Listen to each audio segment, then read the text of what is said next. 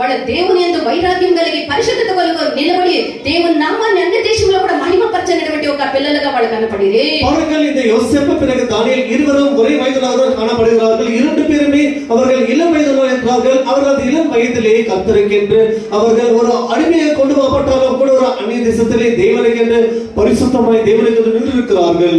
తల్లిదండ్రులు తమ పిల్లల గురించి అనేక వాళ్ళ భవిష్యత్తు గురించి అనేక ప్రణాళికలు వేసుకొని ఉంటారు. பெற்றோர்கள் பிள்ளைகள் குறித்து எதிர்காலத்தை குறித்து பல திட்டங்களை போட்டு வைத்திருப்பார்கள். అయితే మనము మన పిల్లల గురించి దేవునిలో వాళ్ళు ఎదగాలి, దేవునికి ప్రయోజనంగా ఉండాలి, లోకానికి వెలుగుగా ఉండాలి, దుష్టుని యొక్క చేతిలో నుండి వాళ్ళు తప్పించుకోవాలన్నటువంటి తపన తల్లిదండ్రులకు ఉండాలి. ஆனால் கர்த்தருக்குள்ள பெற்றோர்கள் நாம் கர்த்தருக்கு பிள்ளைகளை கீழ்ப்படித்த வேண்டும், அவர்கள் கர்த்தருக்குள்ளாக வளர வேண்டும், அவர்கள் தேவனுக்கு உதவி இருக்க வேண்டும் என்று நீங்கள் வளர்க்க வேண்டும். అవిధముగా ఉండాలంటే దేవుని యొక్క ఆలయమునకు నడిపించాలి, దేవుని యొక్క వాక్యములో ఎదిగించాలి, దేవుని యొక్క సండే స్కూల్లో చదివినటువంటి పిల్లలుగా వాళ్ళు మనం ప్రోత్సహించాలి. அவர்கள் கர்த்தருக்கு உதவி இருக்க வேண்டும் என்று சொன்னால், கர்த்தருக்குள் இருக்க வேண்டும் என்று சொன்னால் அவர்களை சபைக்கு நடத்த வேண்டும், சண்டே ஸ்கூல் படிக்க அவர்களை அனுப்பி வைக்க வேண்டும். మనం చదివినటువంటి వాక్యములో మనం జీవించినటువంటి యొక్క లోకమైనది బహు చెడ్డ లోకములో మనం జీవిస్తూ ఉన్నామని మనం చదివి ఉన్నాము.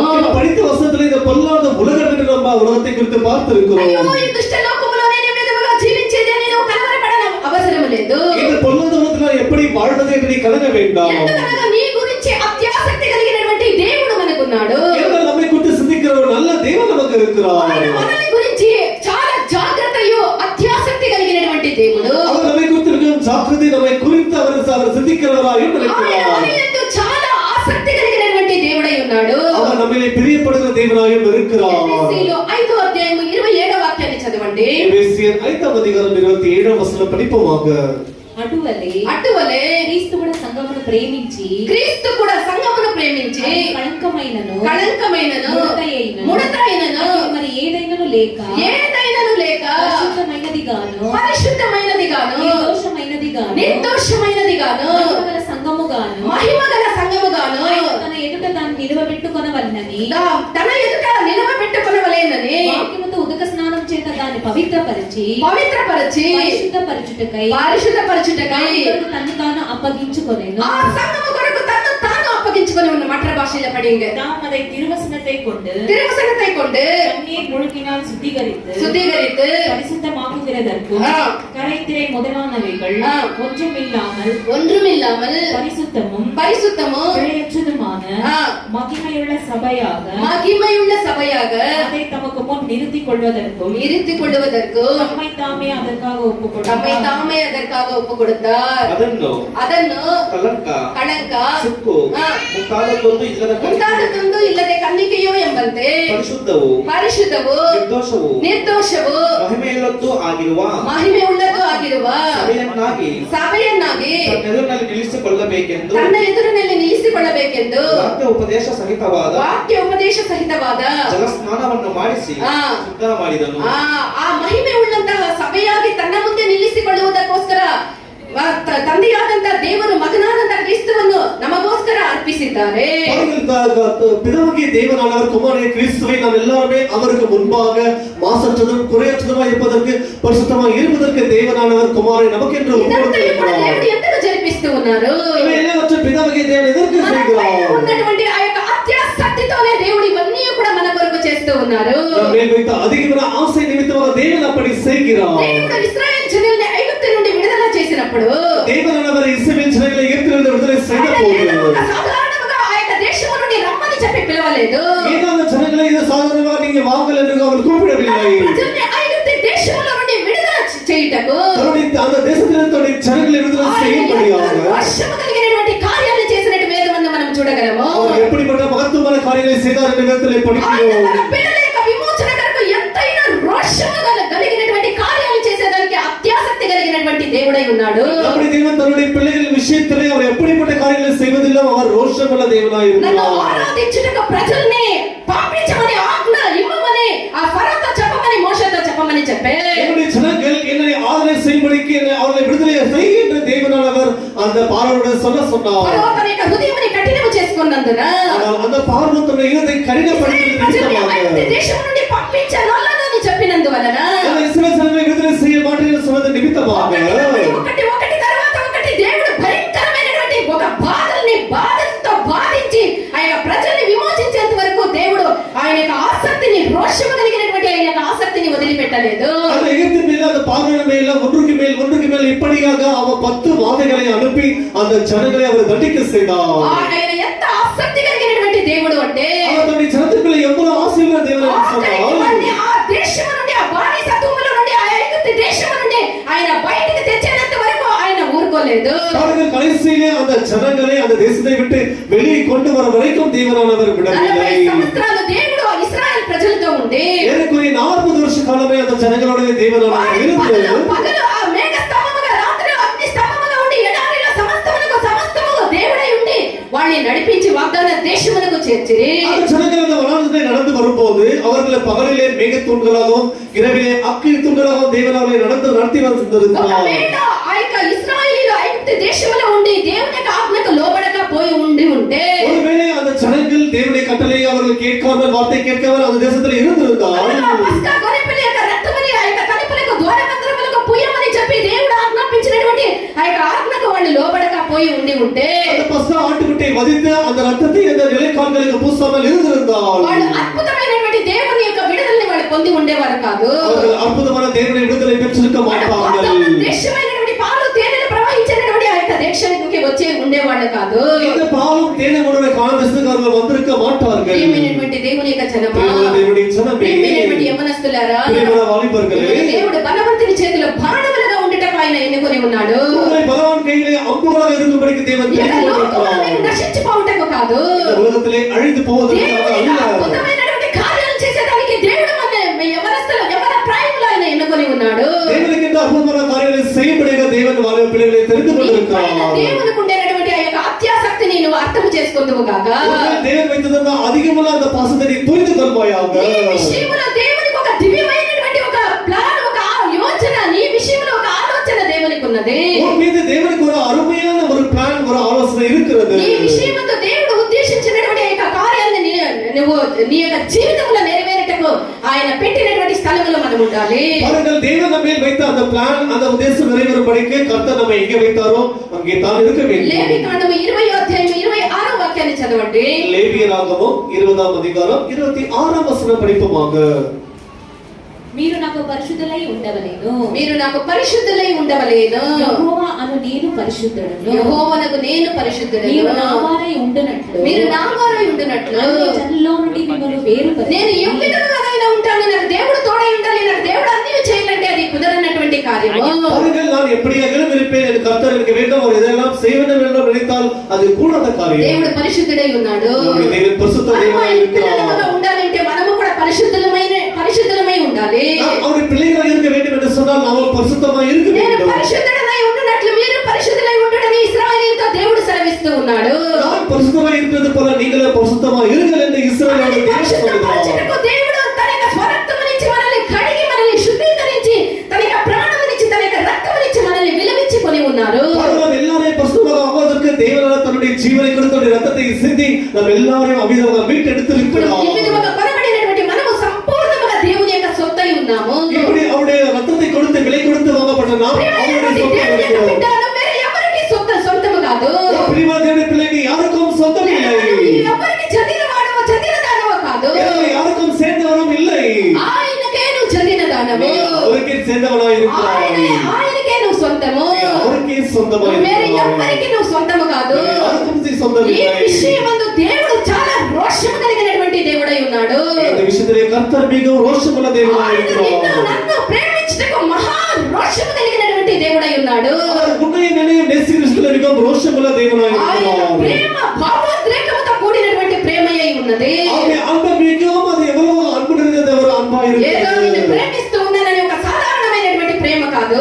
ஏதோ உன்னை நேசிக்கின்ற ஒரு சாதாரணமான அன்பினால் ఈ நம்மை ప్రేమ நேசிக்கவில்லை. తెలియనటువంటి ఆయన యొక్క ప్రేమ తన ప్రాణముని, తన యొక్క రక్తమునిచ్చి, తన యొక్క రోషముని కుమ్మరించి భావోద్రేకముతో ప్రేమించినంత ప్రేమ నీ పైన నీ యొక్క దేవుడు పెట్టి ఉన్నారు. அவரை நேசிக்கிறேன் என்று சொல்லி தன்னுடைய ரத்தத்தை சிந்தி நம்ம எல்லாரையும் அவ்விதமாக விலைக்கு வாங்கி அவர் நேசிக்க ఆయన యొక్క அன்புள்ள ప్రేమ தேவனாய் ఎంత இருக்கிறார். గొప్పదిగా ఉన్నది అంటే அவருடைய அன்பு எவ்வளவு பெரிதாக இருக்கிறது என்று சொன்னால் 8వ అధ్యాయం 7వ వాక్యాన్ని చదవండి. உன்னத பாட்டு 8ஆம் அதிகாரம் 7ஆம் வசனம் படிப்போமாக. అగాధ సముద్ర జలము అగాధ సముద్ర జలములు ప్రేమను ఆర్పజాలదు. ప్రేమను ఆర్పజాలదు. నదీ ప్రవాహములు దాని ముంచివేయ జాలవు. ముంచివేయ జాలదు. ప్రేమను కూడా తన స్వాస్థ్యమంతా ఇచ్చినను తిరస్కారంతో అతడు త్రోసివేయబడును. அல்லேலூயா. தமிழ்ல திரளான தண்ணீர்கள் நேசத்தை அவிக்க மாட்டாது. திரளான தண்ணீர்கள் நேசத்தை அவிக்க முடியாது. வெள்ளங்களும் அதை தணிக்க மாட்டாது. వెள்ளంగడ அதை తనిక మాటది. దేవుని యొక్క ప్రేమను అగాధ జలముల యొక్క సాగరాల జలములైనను సముద్రముల జలములైనను దేవుడు మన పైన పెట్టినటువంటి యొక్క ప్రేమను ఆర్పజాలవు. அவர்கள் தேவனானவர் நம்மேல் வைத்த இந்த அன்பை திரளான தண்ணீர்கள் வெள்ளங்கள் எதுவுமே அதை அவித்து போட முடியாது. మనల్ని అంత రోషముతో అంత భావోద్రేకముతో దేవుడు ప్రేమిస్తూ ఉన్నాడు. நம்மை தேவன் அவ்வளவு அன்போடு அவ்வளவு ரோஷமாக எல்லாரையும் அவர் நேசிக்கிறார். యవన పిల్లలమైనటువంటి యవన పిల్లలు దేవుని కొరకు తమ జీవితాన్ని ప్రత్యేకించుకోవాలి. ஆகிய வாலிப பிள்ளைகள் தம்முடைய ஜீவிதத்தை கர்த்தருக்கு தம்முடைய ஜீவிதத்தை வேறுபடுத்திக் கொள்ள வேண்டும். లోకమంతా కూడా నాశనము మోసము కేవలము లయమైపోయినటువంటి కార్యములతో నిండి ఉన్నది. இந்த உலகம் அனைத்தும் கூட அழிவு பிறகு மோசம் பண்ணுற காரியங்களால் நிறைந்திருக்கிறது. దేవుని యొక్క పిల్లలమైనటువంటి దేవుని యొక్క ప్రేమ పైన మనం అత్యాసక్తి కలిగిన వాళ్ళమై ఉండాలి. தேவனை நேசிக்கிற விஷயத்திலே தேவனில் அன்பு கொண்ட அவர்களில் அதிகம் அவர் வைராக்கியமுள்ளவர்களாக இருக்க வேண்டும். నిర్గమకాండము 15వ అధ్యాయం 5వ వాక్యాన్ని చదవండి. యాత్రియాగమం 15వ అధ్యాయం 5వ వచనం படிப்போமாக. కాగా మీరు నా మాట శ్రద్ధగా విని నా మాట శ్రద్ధగా విని నా నిబంధన అనుసరించి నడిచిన ఎడల నా నిబంధన అనుసరించి నడిచిన ఎడల సమస్త దేశ జనములలో సమస్త దేశ జనములలో నాకు స్వకీయ సంపాద్యమగును. మనము దేవుని యొక్క మాట విని ఆయనకు లోబడి మనం నడిచినట్లయితే ఈ సర్వ లోకములో ఉండేటువంటి సమస్త జనముల్లో ఆయనకి మనం స్వకీయ ప్రజలుగా స్వకీయ జనముగా సొంత పిల్లలుగా మనం ఉంటాము. அவர்கள் கர்த்தருடைய வார்த்தையை கேட்டு அதன்படி நடப்போம் என்று சொன்னால் அவருக்கு சொந்த ஜனமாயும் சொந்த ஜாதியுமாய் காணப்படுவோம். దేవుని కొరకు మనల్ని మనం ప్రత్యేకించుకోవాలి. విశేషంగా యవ్వన పిల్లలు ఈ లోకములో నుండి ప్రత్యేకించుకోవాలి. கர்த்தருக்கு நம்முடைய ஜீவித்தை வேறுபடுத்திக் கொள்ள வேண்டும். விசேஷமாக வாலிப பிள்ளைகள் கர்த்தருக்கு நம்முடைய ஜீவித்தை வேறுபடுத்திக் கொள்ள అన్య வேண்டும். కార్యాలు అన్యమైనటువంటి దేవునికి ఇష్టం లేనటువంటి కార్యాల్లో మన యొక్క జీవితాన్ని మనము చెరుపుకోకూడదు. அந்நிய காரியங்களை கர்த்தருக்கு பிரியமில்லாத காரியங்களை நம்முடைய ஜீவித்தை நாம் கெடுத்துக் கொள்ள మన கூடாது. దేవుని యొక్క ప్రేమ ఈ విషయమందు మనము కూడా ఆసక్తి గలవారమై ఉండాలి. அவர்கள் கர்த்தரை நேசிக்கிற விஷயத்தில் நாமும் கூட அவரை அதிகமாக நேசிக்கிறவர்களாக இருக்க வேண்டும். అత్యాసక్తి కలిగి మనల్ని రక్షించి ఉన్నారు అంటే அவர் எப்படி அதிகமாக நம்மை நேசித்து நம்மை ரட்சித்திருக்கிறார் என்று சொன்னால் ఎంతగా మనల్ని కాపాడుతూ ఉన్నారు అంటే அவர் நம்மை எப்படியே காப்பாற்றுகிறார் என்று నిన్ను சொன்னால் ముట్టినవాడు నా కన్ను గుడ్డును నా కంటి పాపను ముట్టినట్టే అని దేవుడు సెలవిస్తూ ఉన్నాడు. உங்களை தொடுகிறவன் என் கண்மணியை தொடுகிறான் என்று கர்த்தர் சொல்லுகிறார். జకర్యా 2వ అధ్యాయం 8వ వాక్యాన్ని చదవండి. சகரியா 2వ அதிகாரம் 8వ வசனம் படிப்போமாக. త్వరగా பிற்பாடு மகிமை உண்டாகும் என்று சேனைகளின் கர்த்தர் சொல்லுகிறார். உங்களை கொள்ளையிட்ட ஜாதியிடத்துக்கு என்னை அனுப்பினார். உங்களை தொடுகிறவன் அவருடைய கண்மணியை தொடுகிறார். அவருடைய கண்மணியை தொடுகிறவன் ముట్టినవాడు కనుగుడ్డును ముట్టినవాడు. మనము మన యొక్క శరీరములో మన యొక్క కన్నును ఎవరైనా ముట్టేదానికి మనం వదలుతామా? பாருங்கள், நம்முடைய சரீரத்திலே நம்முடைய கண்ணை தொடர்படிக்கு அவர்களை விடுகிறோமா? బలహీనమైన మానవులమైనటువంటి మనమే అంత జాగ్రత్త కలిగి ఉంటే ஒரு பலவீனமான மனிதர்களாகிய நாமே அவ்வளவு ஜாக்கிரதையாக మన యొక్క இருக்கிறோம். దేవుడు మనల్ని కాపాడే విషయంలో ఎంత రోషం కలిగి ఎంత అత్యాసక్తి కలిగిన వారై ఉన్నారో చూడండి. அப்படியானால் தேவன் நம்மை காப்பாற்றுகிற விஷயத்திலே எவ்வளவு ஜாக்கிரதையாக இருக்கிறார் பாருங்கள். నిన్ను సర్వశక్తి కలిగినటువంటి దేవుడైనటువంటి నా యొక్క కనుగుడ్డును ముట్టినవాడు అతను అని చెప్తూ ఉన్నాడు. தேவனானவர் நம்மை பார்த்து சொல்லுகிறார், உங்களை தொடுகிறவன் சர்வ வல்லமையுள்ள கர்த்தருடைய கண்மணியை தொடுவது போல என்று మనమైతే మనల్ని சொல்லுகிறார். దేవుని యొక్క ఆజ్ఞకు లోబడి ఆయన యొక్క హస్తమునకు మన జీవితమును సమర్పించిన ఎడల ఏ దుష్ట శక్తి అయినను ఏదైనను మనల్ని తాకజాలవు. அப்படி நாம் எல்லாரும் கர்த்தருக்கு கீழ்ப்படிந்த ஒரு கற்பனைகளை கைக்கொண்டு நடப்போம் என்று சொன்னால் எந்த பொல்லாத வல்லமைகள் நம்ம எதுவுமே செய்ய முடியாது. యెషయా 31వ అధ్యాయం 4-5 వాక్యాలను చదవండి త్వరగా. ஏசாயா 31వ అధ్యాయం 4-5 వచనాలను படியுங்கள். యెహోవా నాకు ఇలాగ సెలవిచ్చి ఉన్నాడు. యెహోవా నాకు ఇలాగ సెలవిస్తూ ఉన్నాడు. తప్పించుటకై గొర్రెల కాపరుల సమూహము కూడిరాగా సింహము కొదమ సింహము వారి శబ్దములకు భయపడకయో వారి కేకలకు అధైర్యపడకయో తనకు దొరికిన దాని మీద గర్జించునట్లును అధిపతికి యెహోవా యుద్ధము చేయుటకై సియోను పర్వత మీదికిని దాని కొండ మీదికిని దిగి వచ్చును. సైతాను ఇక అంత్య దినాల్లో సైతాను యవనస్తుల మీద ఏ విధంగా పడుతూ ఉన్నది అంటే இந்த கடைசி நாட்களில் இந்த வாழப்பிள்ளைகளை சாத்தான் எப்படி இருக்கிறார் என்று சொன்னால் కుతంత్రము చేత యవ్వనుల్ని మృంగి వేయాలని నానా విధములైనటువంటి ఆశ పాశముల్ని చూపించి కుతంత్రాన్ని కల్పించి వాటిల్లో దాని యొక్క ఊరిలో చిక్కుకునేదానికి వాడు సకల ప్రయత్నాన్ని చేస్తూ ఉన్నాడు. இந்த வாழப்பிள்ளைகளை எப்படி இழுத்து தள்ள வேண்டும் என்று சொல்லி மிகவும் தந்திரமாக ஆலோசனை பண்ணி கொண்டிருக்கிறார் ఇది இந்த బహు ఈ சாத்தான். కాలమైనది బహు చెడ్డ కాలముగా కనబడుతూ ఉన్నది. இந்த நாட்கள் மிகவும் பொல்லாதவைகளா இருக்கிறது. కాలము ఎంత చెడ్డదిగా ఉన్నను, காலங்கள் எப்படி பொல்லாதவை இருந்தாலும் சரி, సైతానుడు ఎంత తంత్రము కలిగిన వాడై ఉన్నను, சாத்தான் எப்படிப்பட்ட தந்திரத்தை வைத்தாலும் சரி, దేవుని యొక్క బిడ్డ నువ్వు దేవుని యొక్క చేతిలో ఉన్నట్లయితే, பிரியமான தேவனுடைய பிள்ளை, நீ கர்த்தருடைய கரத்தில் இருப்பாய் என்று నువ్వు சொன்னால், దేవుని చేతిలో ఉండేటటువంటి ఒక గొర్రె పిల్లవై ఉన్నట్లయితే, நீ கர்த்தருடைய கையில் இருக்கிற ஆட்டுக்குட்டி போல் இருப்பாய் என்று சொன்னால், నీ కొరకు నియమించినటువంటి ఆ యొక్క హద్దుల్లో నువ్వు ఉన్నట్లయితే, அவர் உனக்கு நியமித்த அந்த எல்லைக்குள்ள இருப்பாய் என்று சொன்னால், ఆయన స్వరమును విని ఆయన యొక్క స్వరమునకు నువ్వు లోబడినట్లయితే, அந்த சத்தத்தை கேட்டு அவருக்கு கீழ்ப்படிவாய் ఏ என்று சொன்னால், శక్తిమైనను, ఏ అధికారమైనను, ఏ సైతానిక తంత్రములైనను ఏ ఒక్కటి నిన్ను ఏమీ చేయజాలదు. எந்த சத்துருவோ எந்த சாத்தானோ எந்த அதிகாரமும் ஒன்றுமே செய்ய முடியாது. నీ జీవితాన్ని దేవునికి సమర్పించుకొందువు గాక. జీవితాన్ని కర్తరికి ఒప్పు కొడుపోయాక. యోహాను 10వ అధ్యాయము 27, 28 వాక్యాలను చదవండి. యోహాను సువిశేషం 10వ అధ్యాయం 27, 28 వచనాలను படிப்போமாக. ನನ್ನ ಕುರಿಗಳು ಕುರಿಗಳು ನನ್ನ ಸ್ವರಕ್ಕೆ ಕಿವಿ ಕೊಡುತ್ತವೆ, ನನ್ನ ಸ್ವರಕ್ಕೆ ಕಿವಿ ಕೊಡುತ್ತವೆ, ನಾನು ಅವುಗಳನ್ನು ಬಲ್ಲೆನು, ನಾನು ಅವುಗಳನ್ನು ಬಲ್ಲೆನು, ಅವು ನನ್ನ ಹಿಂದೆ ಬರುತ್ತವೆ, ಅವು ನನ್ನ ಹಿಂದೆ ಬರುತ್ತವೆ, ನಾನು ಅವರಿಗೆ ನಿತ್ಯ ಜೀವವನ್ನು ಕೊಡುತ್ತೇನೆ, ನಾನು ಅವುಗಳಿಗೆ ನಿತ್ಯ ಜೀವವನ್ನು ಕೊಡುತ್ತೇನೆ. என் ஆடுகள் என் சத்தத்திற்கு செவி என் கொடுத்து, ஆடுகள் என் சத்தத்துக்கு செவி கொடுத்து, நான் அவைகளை அறிந்திருக்கிறேன், நான் அவைகளை அறிந்திருக்கிறேன், அவைகள் எனக்கு பின் செல்லுகிறது, அவைகள் எனக்கு பின் செல்லுகிறது, நான் அவைகளுக்கு நித்திய ஜீவனை கொடுக்கிறேன், நான் அவைகளுக்கு நித்திய ஜீவனை கொடுக்கிறேன், அவைகள் ஒரு காலம் கெட்டு போவதில்லை, அவைகள் ஒரு காலமும் கெட்டு போவதில்லை. போதுமா? பிரியமான தேவ பிள்ளையே, நீ கர்த்தருடைய கரத்துல இருக்கிறதான ஒரு ஆட்டுக்குட்டியை போல இருந்தால், నువ్వు దేవుని యొక్క చేతిలో ఉండేటువంటి ఒక గొర్రె పిల్లవై ఉంటే, நீ கர்த்தருடைய கையில் இருக்கிற ஒரு ஆட்டுக்குட்டி போல் இருப்பாய் என்று சொன்னால், ఏ శక్తికి నువ్వు భయపడనక్కర్లేదు. நீ எந்த வல்லமைக்கு பயப்பட வேண்டிய அவசியம் இருக்காது. ఒకవేళ నువ్వు దారి తప్పిపోయి ఉండవచ్చు. நீ ஒருவேளை வழி தவறி போய் అయ్యో இருக்கலாம். నేను దారి తప్పిపోయి ఉన్నానే, நான் வழி தவறி போய் నేను இருக்கிறேனே, దేవుని యొక్క స్వరమునకు లోబడకుండా ఉన్నానే, கர்த்தருடைய சத்தத்துக்கு கீழ்ப்படியாமல் దేవుని యొక్క இருக்கிறேனே, సన్నిధి నుండి నేను చాలా దూరముగా పోయి ఉన్నానే, தேவ சமூகத்தை விட்டு விலகி தூரமாய் போய் నేను మందలో இருக்கிறேனே, నుండి తప్పించుకొని పోయి ఉన్నానే, அதை விட்டு விலகி தப்பித்து போய் నా இருக்கிறேனே. పరితాపమైనటువంటి స్థితిని ఎవరు మార్చగలరు? என்னை பரிதாபமான நிலைமை யார் மாற்ற முடியும்? పలు విధములైనటువంటి అన్యమైనటువంటి కార్యాలను చిక్కుకొని నా జీవితాన్ని చెరుపుకొని ఉన్నానే, నీ కలవరపడినటువంటి నేస్తమా, நீ அவிதமான அந்நியமான காரியங்களை சிக்கி தப்பித்துக் கொண்டிருக்கிற ஓ பிரியமான தேவனுடைய பிள்ளையே, నన్ను ఎవరు తప్పించలేరు, నీ పని తప్పించి కలవరపడినటువంటి నేస్తమా, உனக்கு பரிதவிக்கிறவர்கள் யாரும் இல்லை என்று பரிதவிக்கிற பிள்ளையே, మరలా నీ యొక్క దేవుడు నిన్ను మరలా తీసుకొని వచ్చి మందకు చేర్చేదానికి ఆయన నీ విషయంలో అత్యాసక్తి కలిగినటువంటి రోషము కలిగినటువంటి దేవుడై ఉన్నాడు. அதை விட்டு தவறி போனவர்களை மீண்டும் மந்தையில் சேர்க்கும்படிக்கு సకల సముద్రాల జలములు కూడా ఆర్పలేనంత ప్రేమ అగ్నిని నీ పైన ఆయన పెట్టుకొని ఉన్నాడు. சாதாரண தண்ணீர்கள் வெள்ளங்கள் கூட அப்படிப்பட்ட நேசத்தை அவிக்க முடியாது. ఆయన నిన్ను ప్రేమించినది ఏదో ఒక తాత్కాలికమైనటువంటి ప్రేమ కాదు. அவர்கள் நேசித்திருப்பது தற்காலிகமான அன்பினால் ఆయన அல்ல. నిన్ను ప్రేమించినది శాశ్వతమైనటువంటి ప్రేమతో. ஒரு నిరంతరమైన అన్பினால் దేవుడు நம்மை நேசித்திருக்கிறார். కావున ఆయన్ను వదిలి నువ్వు ఎంత దూరముగా పోయినను సరే, நீ அவரை விட்டு எவ்வளவு தூரமாய் போனாலும் சரி, ఆయన ఆజ్ఞలు ఎన్నిసార్లు నువ్వు అతిక్రమించి ఉన్నను సరే, நீ எத்தனை பேருடைய கட்டளைகளை மீறி இருந்தாலும் అయితే சரி, నీ దేవుడు నిన్ను విడవనే విడవడు. கர்த்தர் உன்னை விடவே மாட்டார். ఇర్మియా 13వ అధ్యాయములో మనం చూసినట్లయితే, எரேமியா 13వ అధ్యాయத்தில் ఆయన మన విషయమందు ఇండ్లపై చదవండి 13వ అధ్యాయంలో ఆయన మన విషయమందు ఎంత ఆసక్తి కలిగి ఉన్నారో మనం చూడగలము. நம்முடைய விஷயத்தில் அவர் எவ்வளவு ஆசையுள்ளவர் குறித்து நாம் வேதத்தில் ఎఫ్రాయిము, படிக்கலாம். నేను నిన్ను ఎవ్విధముగా మరువను అని దేవుడు సెలవిస్తూ ఉన్నాడు. இஸ்ரவேலை உன்னை எப்படி நான் மறந்து விடுவேன்? పేతురు ఎన్నోసార్లు దేవుడు తెలియదని నిరాకరించే, பேதுருவானவருக்கு இயேசுவை எத்தனையோ முறை தெரியாது என்று மறுதலித்தார். నిరాకరించినటువంటి పేతురుని యేసు ప్రభు వదిలిపెట్టెనా? அப்படி மறுதலித்த பேதுருவை இயேசு விட்டு விட்டாரா? నిరాకరించినటువంటి పేతురుని దేవుడు వెంటాడుతూనే పోయే, மறுதலித்த பேதுருவை இயேசு பின்தொடர்ந்தே போனார்.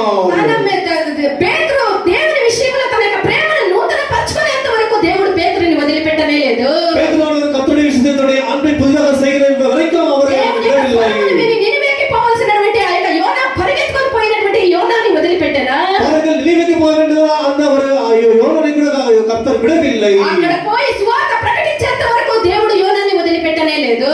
நினைவுக்கு போகிற வரைக்கும் யோனாவை கர்த்தர் விடவில்லை. వాడు పశ్చాత్తాపపడి వాడి పాపముల నుండి వాడు విడుదల పొందుకొని వాళ్ళని రక్షించేంత వరకు యోనాకి నెమ్మదినివ్వలేదు. பாருங்கள், அந்த ஜனங்கள் மனதின்படியாக யோனா தன்னுடைய செய்த காரியத்தை பரிதாபப்பட்டு திரும்புகிற வரைக்கும் அவனை விடவில்லை. మన విషయంలో దేవుడు ఎంత ప్రేమ కలిగి ఉన్నారు అంటే, நம்முடைய விஷயத்தை கர்த்தர் எவ்வளவு அன்புள்ளவராய் இருக்கிறார் என்று శిక్షించైనా சொன்னார். సరైనటువంటి మార్గములో తీసుకొని వచ్చి సిక్కించినటువంటి తండ్రి మన యొక్క దేవుడై ఉన్నాడు. நம்முடைய தகப்பனானவர் நம்மை சிச்சித்தாகிலும் சரி நம்மை சரியான வழியிலே கொண்டு வருகிற தேவனாய் దేవుడు இருக்கிறார். ఎవరిని శిక్షించే దేవుడు? தேவன் யாரை சிக்ஷிக்கிறவராய் இருக்கிறார்? తల్లిదండ్రులు తమ పిల్లల్ని కొట్టేది, సరిచేసేది, వాళ్ళు చనిపోయేదానిక, వాళ్ళు నాశనం చేసేదానిక பெற்றோர்கள் பிள்ளைகளை அடிப்பது அவர்கள் கெட்டு போக வேண்டும், அழிந்து போக வேண்டும் என்பதற்கா?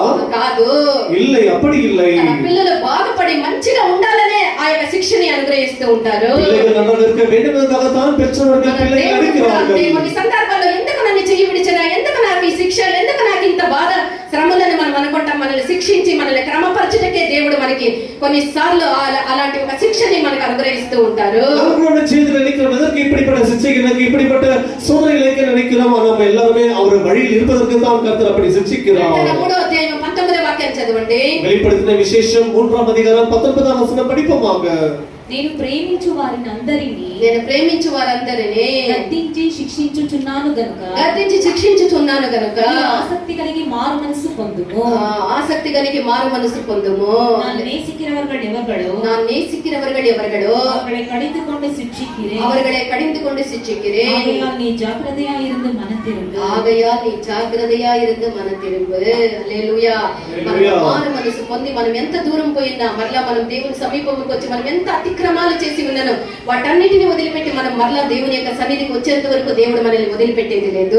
கர்த்தரை விட்டு எவ்வளவு தூரம் போனாலும் சரி, நாம் மீண்டுமாக மனத்திலே வந்து கர்த்தரை செருகிற வரைக்கும் கர்த்தர் நம்மை விட மாட்டார். శిక్షించబడినప్పుడు దేవుడు నన్ను ప్రేమించలేదు అని నువ్వు అనుకోనవద్దు. அவர் உன்னை சிக்ஷிக்கும்போது கர்த்தரை நேசிக்கவில்லை என்று நினைக்க வேண்டாம். ఆయన శిక్షను మనస్ఫూర్తిగా అంగీకరించు. அவர் சிக்ஷையை மனப்பூர்வமாக ఆయన ஏற்றுக்கொள்வாயாக. శిక్షను నిరాకరించవద్దు. அவர் சிக்ஷையை நீ நிராகரிக்க வேண்டாம். ఎందుకనగా దేవుడు మన విషయంలో ఎంతో ఆసక్తి కలిగిన దేవుడై ఉన్నాడు. ஏனென்றால் கர்த்தர் நம்முடைய விஷயத்தில் எவ்வளவோ அவர் அக்கறையுள்ள தேவனாய் இருக்கிறார். ప్రియమైనటువంటి యవ్వన పిల్లలారా, ప్రియమైన వారి పిల్లలే, ప్రేమ కంటే మించిన ప్రేమ ఈ లోకములో ఏదీ లేదు. దేవుடைய அன்பை பார்க்கிற மிஞ்சின அன்பு உலகத்தில் எதுவுமே ఆయన இல்லை. సన్నిధిలో ఉండినటువంటి సుఖము కంటే మించిన సుఖం ఈ లోకములో ఏదీ లేదు. அவருடைய சமூகத்தில் இருந்த சுகத்தை பார்க்கிற வேற சுகம் வேற எங்குமே இல்லை. దేవుని కలిగినటువంటి బిడ్డవై ఉంటే நீ கர்த்தருடைய பிள்ளையா இருப்பாய் என்று சொன்னால் ఈ లోకానికి ఒక జ్యోతిగా ఉందువు. நீ உலகத்துக்கு ஒரு பெரிய வெளிச்சமா అనేక இருப்பாய். అంధకారములో పాపములో నశించిపోయే జనానికి నువ్వు ఒక జ్యోతిగా వెలుగుగా నువ్వు ఉందువు. இந்த அந்தகாரத்திலே பாவத்திலே சிக்கி அழிந்து போகிற ஜனங்களுக்கு நீ ஒரு ஜோதி வெளிச்சமாய் இருப்பாய். లయమైపోయినటువంటి ఈ యొక్క లోకములో, இந்த அழிந்து போகிற இந்த உலகத்திலே,